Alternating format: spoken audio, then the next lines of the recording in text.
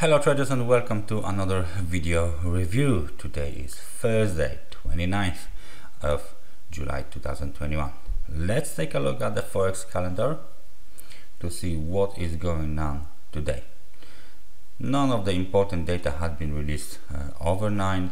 We got some data regarding the unemployment rate from Spain and from Germany. As you can see, in Spain the unemployment rate is expected to drop from 16 to 15%, and the CPI is supposed to be on the same level of 2.7%. Unemployment rate in Germany is expected to drop from 5.9 to 5.8, and unemployment change should drop to -21. There are other data from England, like money supply, mortgage affluence, but those are not kind of important data. They will not make any difference on the markets. So let's take a look at the CPI and harmonized CPI data from Germany. Those data will be released during the New York session. As you can see, CPI is expected to grow from 0.4% to 0.6%, and the harmonized CPI is expected to grow from 0.4 to 0.5%. The key event of today is scheduled for release at 2:30 in form of the GDP release from the US for the second quarter. GDP is expected to grow from 6.4% to 8.5%. Nice spike up. And the GDP price index for the second quarter is expected to jump from 4.3% to 5.4%. There are some data from the labor market, unemployment claims, continuing claims. As you can see, unemployment claims supposed to be dropping from 419 to 382. So those are another good news for the from the US economy.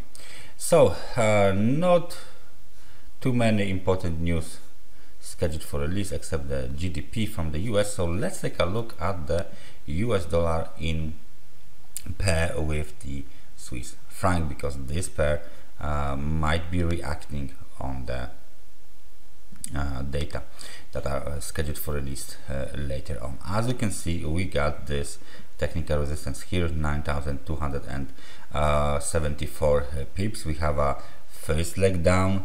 It looks like A, B, and C to the downside, A, B, and C to the upside, and now we need 5 waves to the downside in order to complete the correction. If we put our Fibonacci retracement tool here, we can see that the market has retraced 50% already and is heading towards the support, and support will be somewhere here. Please notice that this must be a green line now, because it's a support. So let's keep it color coded. There you go. All of those are now green, and those are our supports. Those levels here are of course technical resistances. Let's just adjust them to the newest data. This is the technical resistance, and this might be the resistance as well. I think this one will be much more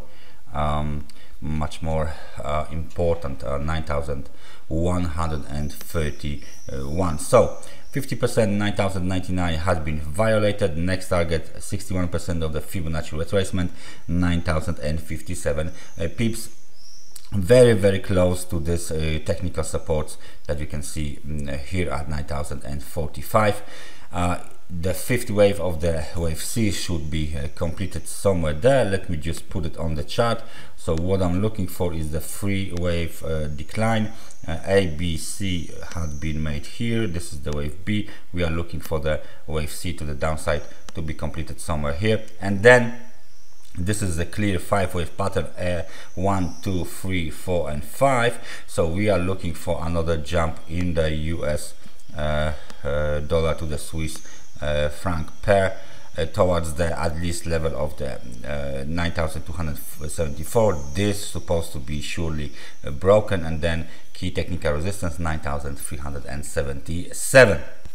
So our outlook for this pair is a bounce towards this this level. This is if that leg here is a 5-way structure, correction 5-way structure. It might be a zigzag, it might be something more. We will see in the nearest future. What is going on the euro dollar after the yesterday's interest rate decision and the press conference from Fed? As you can see, just as expected, we have a falling wedge, and this is a breakout from the wedge, so everything is in line with the expectation. Let me just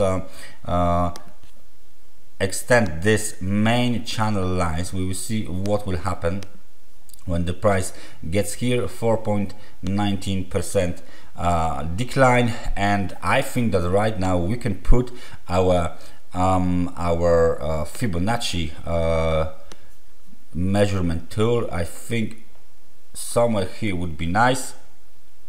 So okay, let's just put it here, and 38% should be on the channel.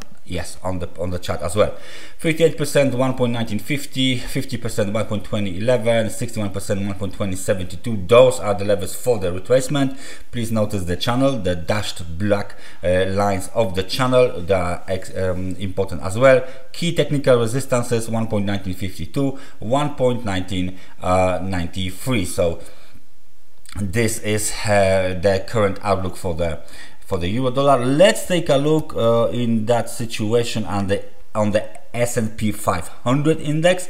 What do we have here? Our ending diagonal triangle didn't actually work, so this is out of the chart. What do we have here? We have this channel here which is getting slightly overextended, but we will still manage to plot it. Okay, that's fine, because as you can see, it works. The market jumps from the upper channel boundary, so this is why we keep it on the chart. We will keep it on the chart for now, at least. So what do we have here? New all-time high made at the level of 4,421. So this is our new technical resistance, of course. The classical support is somewhere here, short-term support around the level of 4,393. As you can see, we have a bearish divergence between this high and this high, and of course the momentum. So maybe we should wait for another slight pullback towards, of course, the different levels like 4,300.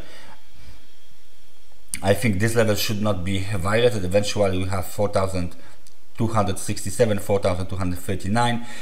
Overall, this is the picture of a strong market that is in the uptrend. There is no reason to think otherwise. Let me just take a look at the price range of the last drop. Let me just put it here. It's around 3.5%, which is the lowest drop since this correction March last year. So everything is fine, and it's still, this market still looks bullish to me. And the last one, of course, let's take a look at Bitcoin. What is Bitcoin doing? And Bitcoin is getting towards the level of 41,188, which is the lower boundary of the supply zone. The supply zone is between 41,188, 43,053 dollars. So what do we have here? We have, of course, our weak trend line, but it's still valid. We have the key technical resistance, we have the supply zone, and please be aware of the fact that we don't need this anymore. Please be aware of the fact that we are still trading inside of this range. So despite the recent rally, we are still inside of this range. We are waiting for a breakout. We are waiting for the breakout above 43,053. Those breakout will be bullish, especially after this well, kind of a mid-term, okay? It's not short-term, but it's not long-term, but kind of a mid-term trend line. Resistance is violated as well. The next target might be at the level of the lows of the wave A, which be 47,274. Yeah, this is the low. 47,060. Let's put it on the 47,060. So that's the next target for the boost. This is the next technical resistance, of course. But for now, please keep an eye on the market reaction inside of the supply zone. We will see whether there will be a breakout or not, because this is the key zone to keep an eye on for now. Please notice we are already in the extremely overbought market conditions, so natural market cycles might play some role, and of course we are very close to supply zone, so there might be some sort of the reversal. The nearest technical support, I would say, is somewhere around the level of 36,500. So that's the temporary support for this market. That's everything for me for today. Thank you very much for watching this analysis, and I hope I see you guys tomorrow. Take care and bye bye.